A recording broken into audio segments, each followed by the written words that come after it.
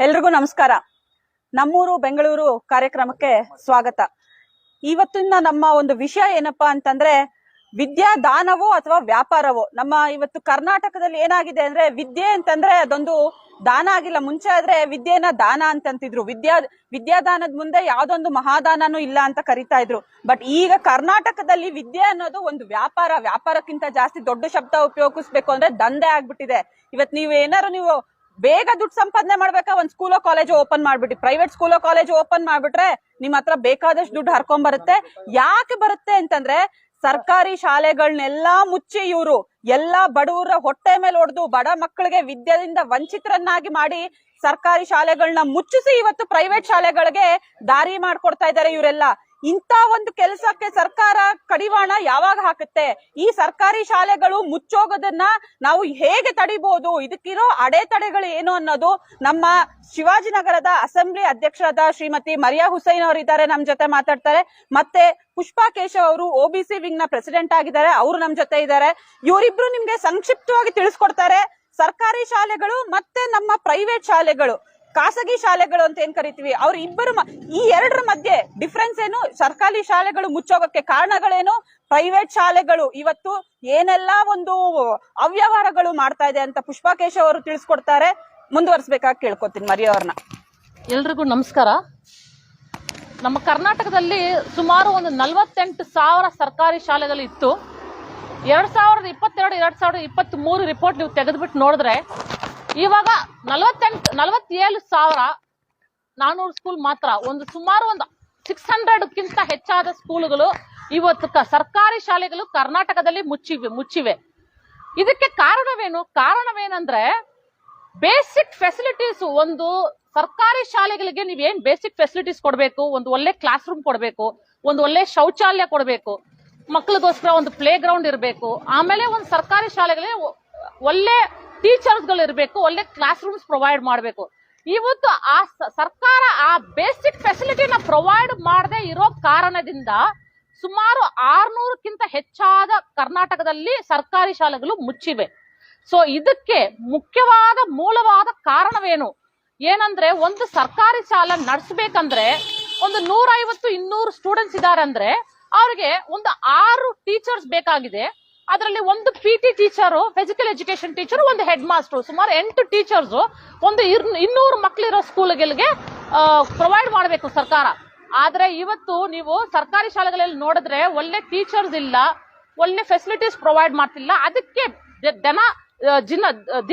ಜನ ಏನಾಗ್ತಿದ್ದಾರೆ, ಬೇಸರ ಹಾಕೊಂಡು ಸ್ಕೂಲ್ ಬರೋದು ಸ್ಟಾಪ್ ಮಾಡಿದ್ದಾರೆ. ಸೊ ಸ್ಟ್ರೆಂತ್ ಕಡಿಮೆ ಆಗಿ ಸರ್ಕಾರಿ ಶಾಲೆಗಳು ಇವತ್ತು ಮುಚ್ಚೋ ಪರಿಸ್ಥಿತಿಯಲ್ಲಿ ಬಂದಿದೆ. ನಮಸ್ಕಾರ. ಪ್ರೈವೇಟ್ ಸ್ಕೂಲ್ಗಳಿಗೆ ಫೀಸ್ ಜಾಸ್ತಿ ಆಗಿ ತಗೋತೀವಿ ಅಂತ ಪರ್ಮಿಷನ್ ಲೆಟರ್ ಹಾಕಿದ್ದಾರೆ ಮಿನಿಸ್ಟ್ರಿಗೆ, ಪ್ರೈವೇಟ್ ಸ್ಕೂಲ್ಗಳ ಒಕ್ಕೂಟದಿಂದ. ನಾನು ಹೇಳೋದೇನು ಅಂದರೆ, ಇವಾಗಲೇ ಇವ್ರುಗಳು ಒಂದು first standard second standard ಮಕ್ಕಳಿಗೇನೆ lakh ತಗೊಳ್ತಾ ಇರುವಾಗ ಅದು ತಂದೆ ತಾಯಿಗೆ ಹೊರೆ ಆಗಿದೆ. ಒಂದು ತಾಯಿ ಇವತ್ತು ಹೊರಗಡೆ ದುಡಿಯಕ್ಕೆ ಹೋಗ್ತಿದ್ದಾಳೆ ಅಂದರೆ ಮಕ್ಕಳ ಎಜುಕೇಷನ್ಗೋಸ್ಕರನೇ, ಅವಳ ಮಕ್ಳಿಗೆ ಫೀಸ್ ಕಟ್ಟಬೇಕು ಅನ್ನೋ ಉದ್ದೇಶದಿಂದನೇ ಅವಳು ದುಡಿಯಕ್ಕೆ ಹೋಗ್ತಾ ಇದ್ದಾಳೆ. ಮಕ್ಕಳು ಆಚೆ ಈಚೆ ಸ್ಕೂಲಿಂದ ಬಂದಮೇಲೆ ಆಚೆ ಈಚೆ ಓಡಾಡಿಕೊಂಡು ಆಟ ಆಡೋದಕ್ಕೂ ಅವ್ರಿಗೆ ಅವಕಾಶ ಇಲ್ಲ. ಯಾಕೆ ಅಂದರೆ ಸ್ಕೂಲಿಂದ ಬರ್ತಾ ಇದ್ದಾಗೆ ಟ್ಯೂಷನ್ಗೆ ಸೇರಿಸಬೇಕು. ಅದು ಆ ಪ್ರೈವೇಟ್ ಸ್ಕೂಲಲ್ಲಿ ಟೀಚರ್ ಆಗಿರೋ ಅಂಥವ್ರ ಹತ್ರನೇ ಸೇರಿಸಬೇಕು. ಯಾಕೆ ಅಂದರೆ ಅಲ್ಲಿ ಟೀಚರ್ಗೆ ಗೊತ್ತಿರುತ್ತೆ ಮಕ್ಕಳಿಗೆ ಎಕ್ಸಾಮ್ಗೆ ಏನೇನು ಬರುತ್ತೆ ಅನ್ನೋದು. ಆ ಉದ್ದೇಶ ಇಟ್ಕೊಂಡು ಈ ಥರ ಇವ್ರುಗಳು ಇದನ್ನು ಒಂದು ವ್ಯಾಪಾರದ ಥರ, ಟ್ಯೂಷನ್ಗೆ ಹೋಗಲೇಬೇಕು, ಮಕ್ಕಳು ಟ್ಯೂಷನ್ಗೆ ಹೋದ್ರೇ ನಂಬರ್ ತಗೊಳ್ಳೋದು, ಅವರು ಮುಂದಿನ ಎಜುಕೇಷನ್ಗೆ ಅವ್ರಿಗೆ ಒಳ್ಳೇದಾಗುತ್ತೆ ಅನ್ನೋ ಉದ್ದೇಶ ಇಟ್ಕೊಂಡು ವ್ಯಾಪಾರ ದೃಷ್ಟಿಯಿಂದ ಪ್ರೈವೇಟ್ ಸ್ಕೂಲ್ಗಳು ಈ ಥರ ಮಾಡ್ತಾ ಇದೆ. ಅಂಥದ್ರಲ್ಲಿ ಸರ್ಕಾರಕ್ಕೆ ಇವರು ಫೀಸ್ ಜಾಸ್ತಿ ಮಾಡ್ತೀವಿ ಅಂತ ಕೇಳೋದಕ್ಕೆ ಸರ್ಕಾರ ಫಸ್ಟು ಇದನ್ನ ತಲೆಗೆ ತಗೊಂಡು ಅವ್ರಿಗೆ ಫೀಸು ಜಾಸ್ತಿ ಮಾಡೋದಕ್ಕೆ ಪರ್ಮಿಷನ್ ಕೊಡಬಾರ್ದು. ಪ್ರೈವೇಟ್ ಸ್ಕೂಲ್ಗಳಲ್ಲಿ ಇವತ್ತು ನಾನು ನೋಡಿರೋ ಅಂಥ ಒಂದು ಪ್ರೈವೇಟ್ ಸ್ಕೂಲ್ ಬಗ್ಗೆ ಹೇಳ್ತೀನಿ. 30-40 ಸೈಟಲ್ಲಿ ಕಟ್ಟಿರೋ ಅಂಥದ್ದು. ಅಲ್ಲಿ 1 to 10 10ನೇ ಕ್ಲಾಸ್ ತನಕ ಇದು ಮಕ್ಕಳು ಓದ್ತಾ ಇದ್ದಾರೆ. ಆದರೆ ಅಲ್ಲಿ ಇರೋ ರೂಮ್ಗಳಲ್ಲಿ, ರೂಮ್ಗಳಲ್ಲಿ ಬೆಳಕಿನ ವ್ಯವಸ್ಥೆ ಇಲ್ಲ, ಗಾಳಿ ಬರಲ್ಲ, ಅವ್ರು ಕೂತ್ಕೊಂಡು ಊಟ ಮಾಡೋಕ್ಕೆ ಜಾಗ ಇಲ್ಲ, ಮಕ್ಕಳು ಆಟ ಆಡೋದಕ್ಕೆ ಜಾಗ ಇಲ್ಲ. ಬೆಳಗ್ಗೆ ಕತ್ಲೆ ರೂಮಲ್ಲಿ ಕೂತ್ಕೊಂಡ್ರೆ ಬೆಳಗ್ಗೆ ಹೋಗಿ ಅವ್ರು ಕೂತ್ಕೊಂಡ್ರೆ ಸ್ಕೂಲ್ ಬಿಡೋ ತನಕ ಲೈಟ್ ಬೆಳಕಲ್ಲೇ ಅವರು ಪಾಠ ಮಾಡಬೇಕು. ಮಕ್ಕಳು ಓದು ಕಲಿಬೇಕು ಅಂದರೆ ಕಣ್ಣಿನ ಮೇಲೆ ಆ ಲೈಟ್ ಬೆಳಕಿನ ಪರಿಣಾಮ ಎಷ್ಟು ಬೀರುತ್ತೆ ಅಂತ ಸರ್ಕಾರ ಯೋಚನೆ ಮಾಡಬೇಕಿದ್ರನ್ನ. ಮಕ್ಕಳು ಅಲ್ಲೇ ಕೂತ್ಕೊಂಡು ಊಟ ಮಾಡ್ತಾರೆ, ಅದೇ ಟೇಬಲ್ ಮೇಲೆ ಅದೇ ಬುಕ್ ಇಟ್ಕೋತಾರೆ, ಅಲ್ಲೇ ಊಟದ ಸಮಯದಲ್ಲಿ ಊಟದ ಬಾಕ್ಸ್ ಇಟ್ಕೊಂಡು ಊಟ ಮಾಡ್ತಾರೆ. ಅಲ್ಲಿ ಊಟ ತಿಂದಂಥ ಗಲೀಜನ್ನ ಕ್ಲೀನ್ ಮಾಡೋರು ಮಾಡಿಸ್ತಾರೋ ಇಲ್ವೋ ಗೊತ್ತಿಲ್ಲ. ಅದರ ಆರೋಗ್ಯದ ಮೇಲೆ ಎಷ್ಟು ಅದು ಪರಿಣಾಮ ಬೀರುತ್ತೆ ಅಂತ ಸರ್ಕಾರ ಇದನ್ನ ಯೋಚನೆ ಮಾಡಬೇಕು. ಪ್ರೈವೇಟ್ ಸ್ಕೂಲ್ಗಳಿಗೆ ನಿಮಗೆ ಅದರಿಂದ ಕಮಿಷನ್ ಬರುತ್ತೆ ಅನ್ನೋ ಉದ್ದೇಶದಿಂದನೋ ಯಾವ ರೀತಿ ಉದ್ದೇಶ ಇಟ್ಕೊಂಡು ನೀವು ಅದಕ್ಕೆ ಪರ್ಮಿಷನ್ ಕೊಡ್ತೀರೋ ಗೊತ್ತಿಲ್ಲ. ಆದರೆ ಅಲ್ಲಿ ಓದೋ ಅಂಥ ಮಕ್ಕಳಿಗೆ ಸರಿಯಾದ ವ್ಯವಸ್ಥೆ ಇದೆಯಾ ಅನ್ನೋದನ್ನ ಫಸ್ಟ್ ನೀವು ಯೋಚನೆ ಮಾಡಬೇಕು. ಅಲ್ಲಿ ಟೀಚರ್ಗಳು ಅಷ್ಟೇ ಸರಿಯಾದ ಡಿಗ್ರಿ ಓದಿರಲ್ಲ, ಇಂಗ್ಲೀಷ್ ನಾಲೆಡ್ಜ್ ಅವ್ರಿಗೆ ಚೆನ್ನಾಗಿದೆಯಾ, ಇಂಗ್ಲೀಷ್ ಓದಕ್ಕೆ ಬರುತ್ತಾ, PUC ಫೇಲ್ ಆಗಿರಲಿ ಪರವಾಗಿಲ್ಲ, 10th ಫೇಲ್ ಆಗಿರಲಿ ಪರವಾಗಿಲ್ಲ ಅಂತವ್ರನ್ನ ಕರ್ಕೊಂಡು ಬರ್ತಾರೆ. ಇಷ್ಟೋ ಫೀಸ್ ಕೊಟ್ಬಿಟ್ಟು ಮಕ್ಕಳಿಗೆ ಟ್ಯೂಷನ್ ಮಾಡ್ತಾರೆ. ಇವರು ಫೇಲ್ ಆಗಿರೋ ಅಂಥವ್ರನ್ನೆಲ್ಲ ಕೆಲಸ ಕೊಟ್ಟು ಅವರ ಮಕ್ಕಳಿಗೆ ಯಾವ ರೀತಿ ಅವ್ರಿಗೆ ಓದಿ ಹೇಳ್ಕೊಡ್ಬೋದು?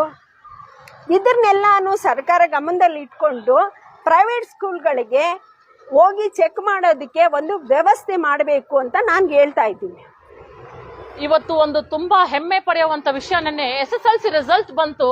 ನಮ್ಮ ಕರ್ನಾಟಕದಲ್ಲಿ ಮುದೋಲಾ ಗವರ್ಮೆಂಟ್ ಸ್ಕೂಲ್ ಬಾಗಲಕೋಟೆಯಲ್ಲಿ ನಮ್ಮ ಹೆಣ್ಮಗು ಅಂಕಿತಾ ಬಾಸಪ್ಪ ಗವರ್ಮೆಂಟ್ ಸ್ಕೂಲ್ ಸರ್ಕಾರಿ ಶಾಲೆಯಲ್ಲಿ ಓದಿರೋ ಹೆಣ್ಮಗು ಇವತ್ತು ನಮ್ಗೆಲ್ಲ ಹೆಮ್ಮೆ ಪಡೆಯುವಂತ ವಿಷಯ ಮಾಡಿದ್ದಾರೆ. ಏನ್ ಮಾಡಿದ್ದಾರೆ?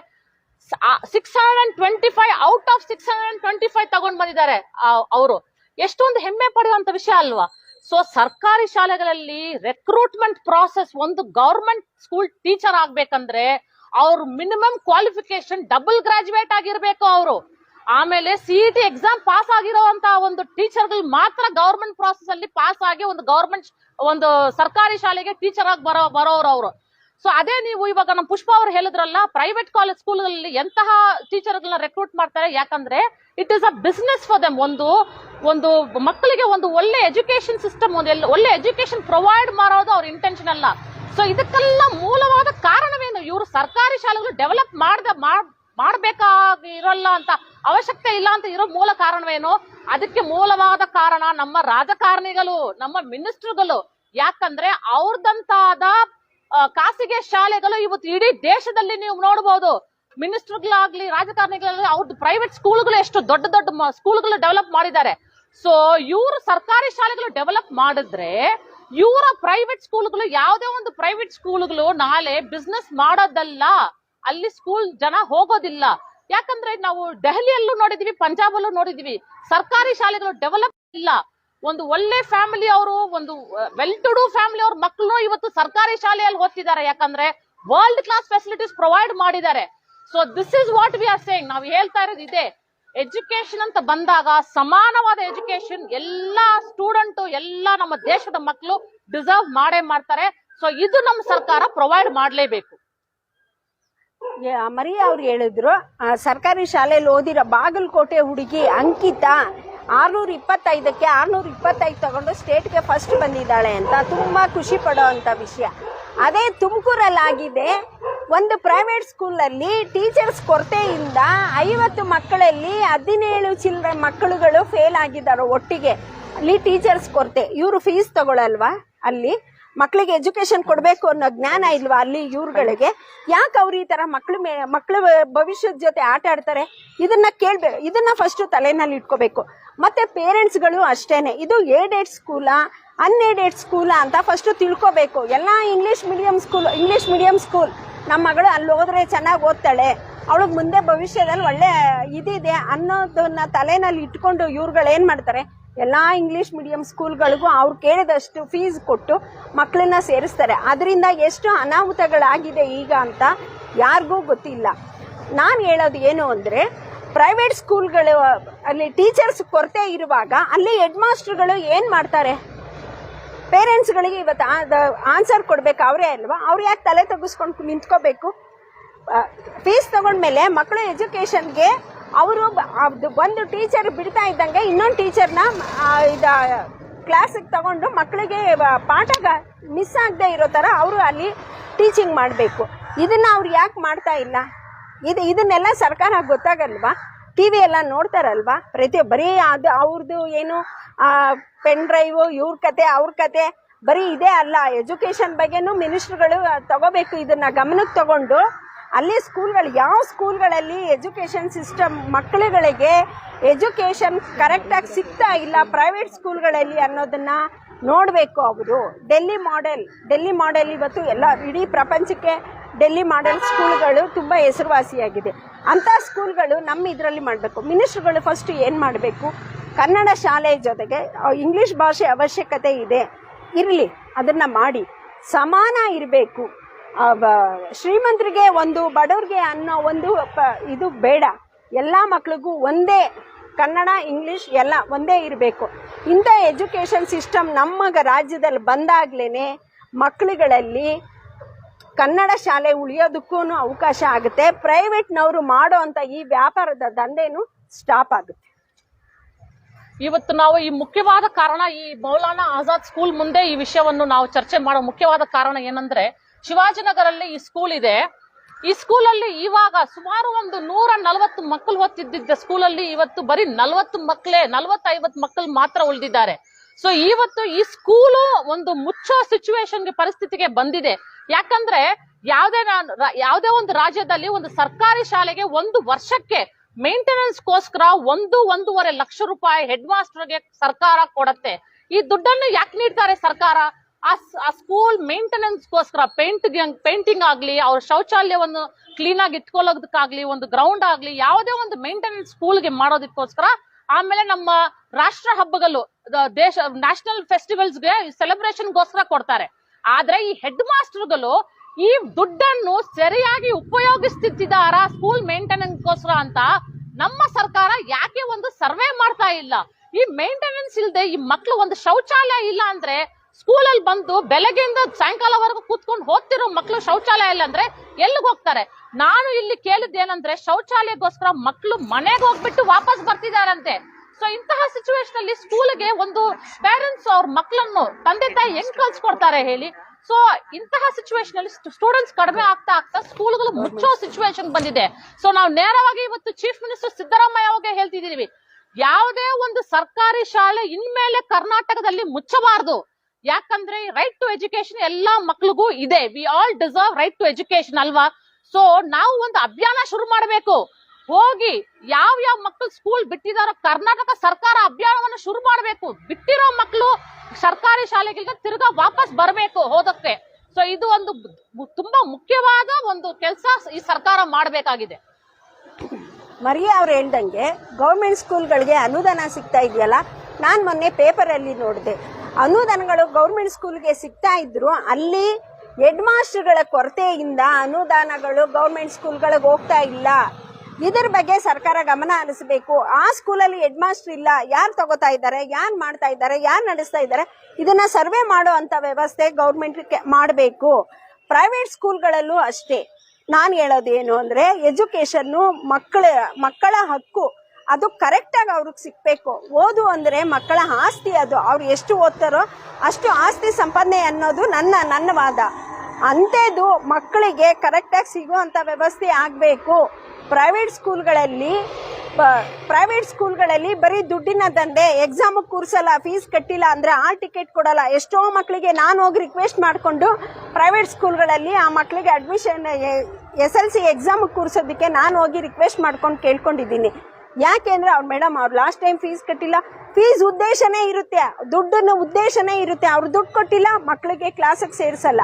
ಪಾಪ ಅವರು ಅಪ್ಪ ಅಮ್ಮದಿರು ಯಾವ ಕಷ್ಟದಲ್ಲಿ ಬಂದು ಇಲ್ಲಿ ಮಕ್ಕಳನ್ನ ಸೇರಿಸ್ತಾರೆ ಅನ್ನೋದನ್ನ ಪ್ರೈವೇಟ್ ಸ್ಕೂಲ್ಗಳು ತಗೋಬೇಕು. ಅದನ್ನ ಎಜುಕೇಶನ್ ಇಲ್ದಿರ ಎಷ್ಟೋ ಮಕ್ಕಳು ಇವತ್ತು ಸ್ಕೂಲ್ಗೆ ಹೋಗ್ತಾ ಇಲ್ಲ. ಪ್ರೈವೇಟ್ ಸ್ಕೂಲ್ಗಳಿಗೆ ಸೇರಿಸ್ಬಿಟ್ಟು ಅಪ್ಪ ಅಮ್ಮದಿರು ದುಡಿಯಕ್ಕೆ ಹೋಗ್ತಾರೆ. ಮಕ್ಕಳುಗಳು ಮನೆಯಲ್ಲಿ ಎಷ್ಟೊತ್ತಿರ್ತಾರೆ, ಒಳಗಡೆ ಟಿವಿ ಎಷ್ಟೊತ್ತು ನೋಡ್ತಾರೆ, ಆಚೆ ಬರ್ತಾರೆ ಬೀದಿನಲ್ಲಿ ಅಲ್ಕೊಂಡು ಯಾರ್ಯಾರೋ ಕೆಟ್ಟ ಹುಡುಗರು ಸವಾಸ ಮಾಡಿ ಸಮಾಜಕ್ಕೆ ಶಾಪ ಥರ ಆಗ್ತಾರೆ ಅಂತ ಮಕ್ಕಳು.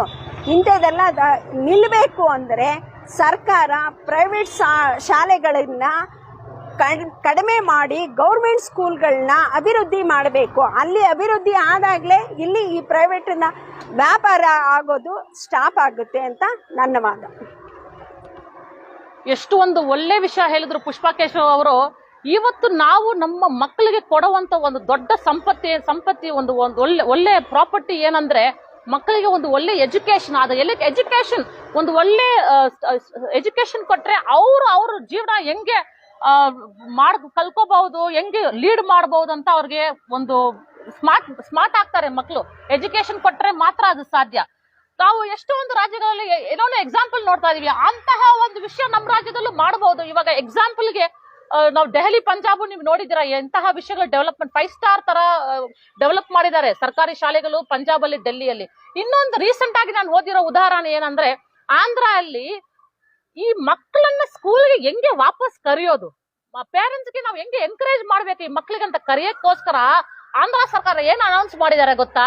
ನೀವು ನಿಮ್ ಮಕ್ಕಳನ್ನು ಬಂದು ಗವರ್ಮೆಂಟ್ ಶಾಲೆಯಲ್ಲಿ ಎಜುಕೇಶನ್ ಕೊಟ್ರೆ, ನಿಮ್ ಮಕ್ಕಳನ್ನ ನೀವು ಕಲ್ಸ್ಬಿಟ್ಟು ಎಜುಕೇಶನ್ ಕೊಟ್ರೆ ಅವ್ರಿಗೆ ವರ್ಷಕ್ಕೆ 10,000 ಸ್ಕಾಲರ್ಶಿಪ್ ನಾವು ಕೊಡ್ತೀವಿ ಗವರ್ಮೆಂಟ್ ಇಂದ ಅಂತ ಹೇಳಿದರೆ ಎಷ್ಟು ಒಳ್ಳೆ ವಿಷಯ. ಸೊ ಎಷ್ಟು ಜನ ವಾಪಸ್ ಬರ್ತಾರಲ್ವಾ, ಮಕ್ಕಳನ್ನ ಕಲ್ಸ್ತಾರೆ ಅವ್ರ ಸ್ಕೂಲ್ಗಳಿಗೆ ಹೋಗಿ. ಗವರ್ಮೆಂಟ್ ಸ್ಕಾಲರ್ಶಿಪ್ ಕೊಡ್ತಾ ಇದೆ, ನೀವು ಗವರ್ಮೆಂಟ್ ಸರ್ಕಾರಿ ಶಾಲೆಗಳಲ್ಲಿ ನೀವು ಹೋಗ್ಬಿಟ್ಟು ರಿಜಾಯಿನ್ ಮಾಡಿ ನಿಮ್ಮ ಎಜುಕೇಶನ್ ಅನ್ನು ನೀವು ಕಂಪ್ಲೀಟ್ ಮಾಡಿದ್ರೆ ನಿಮ್ಗೆ ಸರ್ಕಾರದಿಂದ 10,000 ಸ್ಕಾಲರ್ಶಿಪ್ ಕೊಡ್ತಿದ್ದಾರೆ ಅಂತ. ಇದು ಎನ್ಕರೇಜ್ ಮಾಡಬೇಕು ಸರ್ಕಾರಗಳು. This is the only way. ಸರ್ಕಾರಗಳು ಸರ್ಕಾರಿ ಶಾಲೆಗಳನ್ನು ಡೆವಲಪ್ ಮಾಡೋದಕ್ಕೋಸ್ಕರ ಎನ್ಕರೇಜ್ ಮಾಡಬೇಕು. ಇದು ನಮ್ಮ ಆಮ್ ಆದ್ಮಿ ಪಕ್ಷದಿಂದ, ನಮ್ಮ ತಂಡದಿಂದ ನಾವು ಮಾಡ್ಕೊಳ್ಳೋ ಮನವಿ. ದಯವಿಟ್ಟು ಇನ್ಮೇಲೆ ಯಾವುದೇ ಸರ್ಕಾರಿ ಶಾಲೆಗಳು ನಮ್ಮ ಕರ್ನಾಟಕದಲ್ಲಿ ಕ್ಲೋಸ್ ಆಗ್ಲೇಬಾರ್ದು ಅಂತ ನಮ್ಮ ವಿನಂತಿ. ಕೊನೆಯದಾಗಿ ಕರ್ನಾಟಕದಲ್ಲಿ ಕನ್ನಡ ಶಾಲೆ ಉಳಿಬೇಕು, ಕನ್ನಡ ಬೆಳಿಬೇಕು, ಕನ್ನಡನ ಎಲ್ಲರೂ ಬಳಸಬೇಕು. ವಿದ್ಯೆ ಅನ್ನೋದು ವ್ಯಾಪಾರ ಅಲ್ಲ, ಅದು ಕಲಿಯುವಂಥ ಮಕ್ಕಳ ಹಕ್ಕು. ಅದನ್ನ ಯಾರೂ ಕಿತ್ಕೊಳ್ಳೋಕೆ ಸಾಧ್ಯ ಇಲ್ಲ. ಇದು ಎಲ್ಲ ಮಕ್ಕಳಿಗೂ ಸಿಗಬೇಕು ಅನ್ನೋದು ನನ್ನ ಮನವಿ. ಅದಕ್ಕೆ ಗೌರ್ಮೆಂಟ್ ಸಹಕರಿಸಬೇಕು ಅಂತ ನಾನು ಈ ಮೂಲಕ ಕೇಳ್ತೀನಿ. ನೋಡಿದ್ರಲ್ಲ, ಈಗ ಪುಷ್ಪಾ ಕೇಶವ್ ಅವರು ಮತ್ತೆ ಮಾರಿಯಾ ಅವರು ಸರ್ಕಾರಿ ಶಾಲೆಗಳು ನಮ್ಮ ಒಂದು ರಾಜ್ಯಕ್ಕೆ ಎಷ್ಟು ಮುಖ್ಯ, ನಮ್ಮ ಒಂದು ಮಕ್ಕಳಿಗೆ ಸರ್ಕಾರಿ ಶಾಲೆ ಅನ್ನೋದು ಎಷ್ಟು ಮುಖ್ಯ ಅಂತ ನಾವು ನೋಡಿದೀವಿ. ಈ ನಮ್ಮ ಒಂದು ಅಭಿಯಾನ ಏನಿದೆ, ಸರ್ಕಾರಿ ಶಾಲೆಗಳನ್ನ ಉಳಿಸಿ ಅನ್ನೋ ಅಭಿಯಾನ ಏನಿದೆ, ಇದು ಇಲ್ಲಿಗೆ ನಿಲ್ಲಲ್ಲ. ನಾವು ಹೆಚ್ಚು ಸರ್ಕಾರಿ ಶಾಲೆಗಳನ್ನ ಹತ್ರ ಹೋಗ್ಬಿಟ್ಟು ತೋರಿಸ್ತೀವಿ ನಿಮ್ಗೆ. ಮುಚ್ಚುತ್ತಾ ಇರೋಂಥ ಶಾಲೆಗಳು ಇವರು ಮರುಪರಿಶೀಲನೆ ಮಾಡಿ ಮರು ಪ್ರಾರಂಭ ಮಾಡೋವರೆಗೂ ನಾವು ಬಿಡಲ್ಲ. ಇದೊಂದು ಅಭಿಯಾನ ನಾವು ಆಮ್ ಆದ್ಮಿ ಪಾರ್ಟಿಯವರು ಖಂಡಿತ ಮಾಡೇ ಮಾಡ್ತೀವಿ. ಇದಕ್ಕೆ ನಿಮ್ಮ ಸಾರ್ವಜನಿಕರ ಎಲ್ಲಾ ಸಪೋರ್ಟು ನಮ್ಗೆ ಬೇಕಾಗಿದೆ. ಡೆಲ್ಲಿಯಲ್ಲಿ ಇವತ್ತು ಸರ್ಕಾರಿ ಶಾಲೆಯಲ್ಲಿ ಓದುವಂತ ಮಕ್ಕಳು JEE ಪಾಸ್ ಮಾಡ್ತಾರೆ, ನೀಟ್ ಪಾಸ್ ಮಾಡ್ತಾರೆ. ಅಲ್ಲಿ ಎಲ್ಲಾ ಒಂದು ಟಾಪ್ ಲೆವೆಲ್ ರ್ಯಾಂಕ್ ಅವ್ರು ಏನಿರ್ತಾರೆ ಅವರೆಲ್ಲ ಸರ್ಕಾರಿ ಶಾಲೆಯವರಾಗಿರ್ತಾರೆ. ಅದೇ ತರ ನಮ್ಮ ಕರ್ನಾಟಕ ಮಕ್ಕಳಿಗೂ ಅಂತ ಒಂದು ವಿದ್ಯೆ ಸಿಕ್ಕಿ ಅವರು ಉನ್ನತ ಹುದ್ದೆಗಳಿಗೆ ಹೋಗ್ಬೇಕು ಅನ್ನೋದು ನಮ್ಮ ಕೋರಿಕೆ ಆಗಿದೆ. ಪುಷ್ಪಾ ಕೇಶವ್ ಅವ್ರಿಗೂ ಮತ್ತೆ ಮಾರಿಯಾ ಅವ್ರಿಗೂ ಇಷ್ಟು ಇನ್ಫಾರ್ಮೇಶನ್ ಕೊಟ್ಟಿದ್ದಕ್ಕೆ ಧನ್ಯವಾದಗಳು. ನಮಸ್ಕಾರ ಎಲ್ಲರಿಗೂ.